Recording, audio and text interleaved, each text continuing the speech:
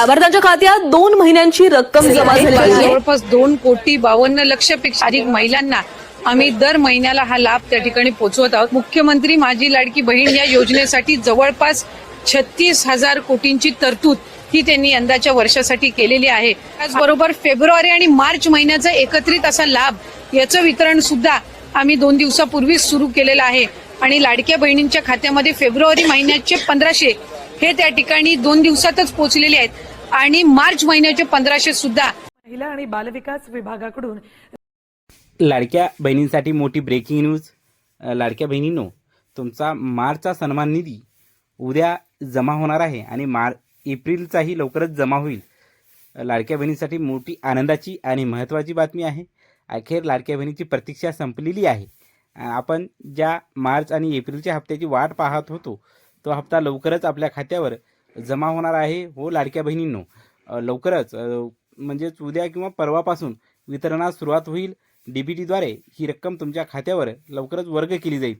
ज्या बघा कोणत्या महिलांना लाभ मिळणार आहे हेही तेवढंच महत्त्वाचं आहे.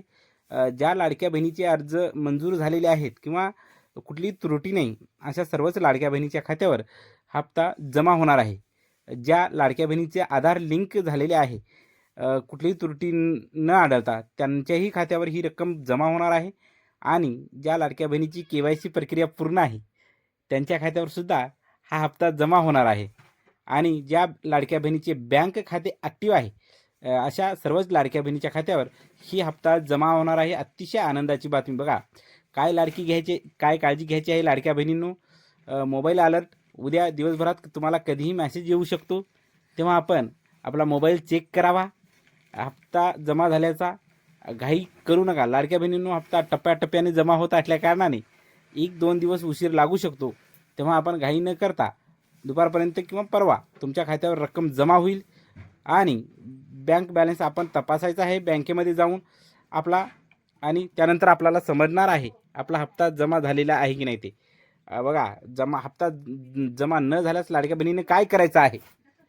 हप्ता न जमा झाल्यास लाडक्या बहिणींनी आपली KYC प्रक्रिया चेक करायची आहे आणि नारी शक्ती दूत ॲपवर जाऊन आपल्या अर्जाची स्थिती तपासायची आहे. लाडक्या बहिणींनो, ही सर्व प्रक्रिया तुम्ही जर व्यवस्थित केलात तर नक्कीच तुमच्या खात्यावर हप्ता जमा होईल.